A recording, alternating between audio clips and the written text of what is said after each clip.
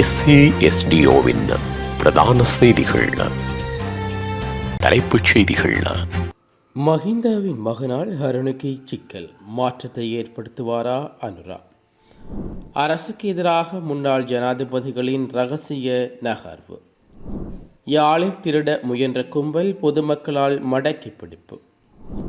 அரைவாசி என்றால் பாதி இல்லை, எரிசக்தி அமைச்சின் புதிய கணித பாடம். அமெரிக்கா இலங்கை இடையில் ரகசிய பேச்சுவார்த்தை, திணறும் இந்தியா. தொடர்வன விரிவான செய்திகள். தாயக செய்திகள்.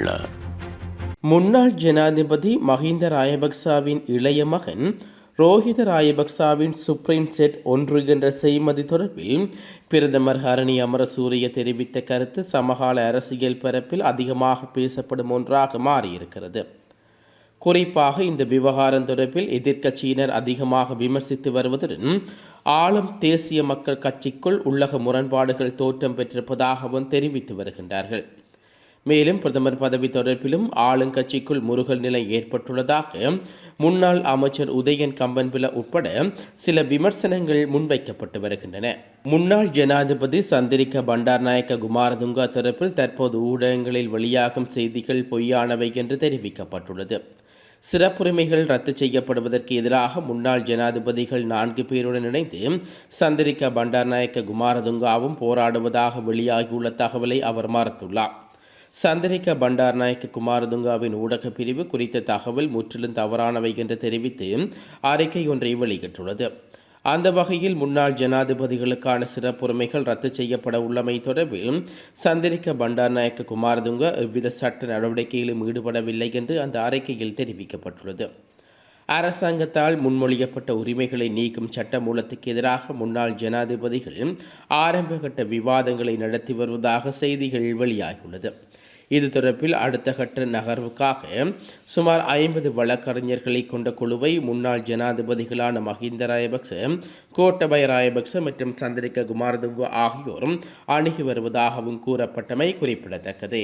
யாழ்ப்பாணம் வேலனை பிரதேசத்தில் கால்நடைகளை திருடி இறைச்சியாக்கி விற்பனை செய்து வந்த நபரொருவர் கைது செய்யப்பட்டுள்ளார். குறித்த கைது நடவடிக்கையானது நேற்றைய தினம் மேற்கொள்ளப்பட்டுள்ளது.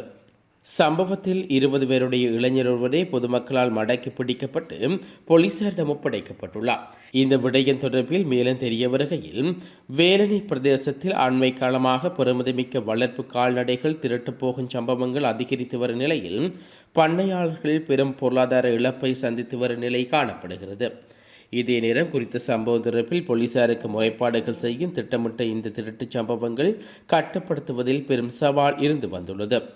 இதனடுத்து பொதுமக்கள் தமது கால்நடைகளின் பாதுகாப்பை உறுதிப்படுத்த வேலனைக்கு வரும் சந்தேகத்துக்கிடமான வாகனங்கள் மற்றும் நபர்கள் தொடர்பில் கண்காணிக்கும் செயற்பாடுகளை முன்னெடுத்து வந்தார்கள்.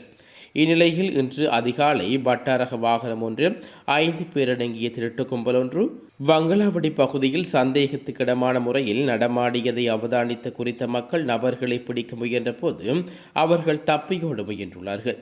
இதற்கு மக்கள் பட்டாரக வாகனத்தை மறித்து அதிலிருந்த ஒருவரையும் ரட்சிக்காக மாற்றுடன் பிடித்து நையப்புடைத்து போலீசாரிடம் ஒப்படைத்தனர்.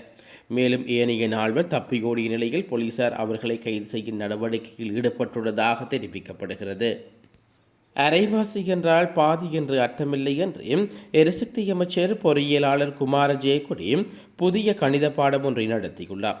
தனியார் தொலைக்காட்சியொன்றில் அரசியல் நிகழ்ச்சியில் கலந்து கொண்டு கருத்து வெளியிட்ட போதே எரிசக்தி அமைச்சர் இவ்வாறு தெரிவித்துள்ளார். குறித்த நிகழ்ச்சியில் கலந்து கொண்ட அமைச்சரிடம் எரிபொருள் கூட்டு தாபனத்தின் கடன்களில் அரைவாசி செலுத்தப்பட்டுள்ளதாக அரசாங்கம் தெரிவிக்கும் கருத்து குறித்து நெறியாளர் கேள்வி எழுப்பினார். அதற்கு பதிலளித்த அமைச்சர் குமார ஜெயக்கொடி, எரிபொருள் கூட்டு தாபனத்தின் கடனின் ஒரு பகுதி அடைக்கப்பட்டதே அரைவாசி கடன் அடைக்கப்பட்டு விட்டதாக தெரிவிக்கப்பட்டதாக குறிப்பிட்டுள்ளார். அதன்போது நிகழ்ச்சியின் நெறியாளர் அரைவாசி என்பது பாதிதானே என்று மீண்டும் அமைச்சரிடம் கேள்வி கேட்க அதற்கு மறுப்பு தெரிவித்துள்ள அமைச்சர் குமார ஜெயக்கொடி, நாங்கள் கணித பாடம் கற்றவர்கள் என்ற வகையில் கூறுகிறேன். அரைவாசி என்பது பாதி இல்லை. அரைவாசி என்பது 100ல் 1 வீதமாகவோ 250ல் 1 வீதமாகவோ கூட இருக்கலாம் என்றும் தெரிவித்துள்ளார். அமைச்சரின் மேற்கண்ட கூற்று சமூக வலைத்தளங்கள் மற்றும் பல்வேறு தரப்பிடையே கடும் விமர்சனத்தை ஏற்படுத்தியுள்ளது. உலகச் செய்திகள். இலங்கைக்கும் அமெரிக்காவுக்கும் இடையில் ரகசிய ஒப்பந்தம் ஒன்று மேற்கொள்ளப்பட்டுள்ளதாக தகவல் வெளியாக நிலையில் இலங்கையும் அதனை மறக்க முடியாத வகையில் உள்ளதாக பிரித்தானிய இராணுவ ஆய்வாளர் அரோஸ் தெரிவித்துள்ளார். தொடர்ந்து கருத்து தெரிவித்துள்ள அவர், ஏனெனில் இலங்கைக்கும் அமெரிக்காவின் வரி பிரச்சினை உள்ளதால் அவர்களின் நிபந்தனைகளுக்கு இணங்க வேண்டிய பிரச்சினை உள்ளது. இதனால் இந்தியா தனித்து விடப்பட்டுள்ளது. அது மட்டுமன்றி அமெரிக்காவுடன் போட்டியிட்டு இலங்கைக்குள் கால் பதிக்க வேண்டிய தேவையும் இந்தியாவிற்கு உள்ளது என்று குறிப்பிட்டுள்ளார். மீண்டும் தலைப்புச் செய்திகள். மஹிந்தாவின் மகனால் ஹரணுக்கு சிக்கல், மாற்றத்தை ஏற்படுத்துவாரா அனுரா? அரசுக்கு எதிராக முன்னாள் ஜனாதிபதிகளின் இரகசிய நகர்வு. யாழில் திருட முயன்ற கும்பல் பொதுமக்களால் மடக்கி பிடிப்பு.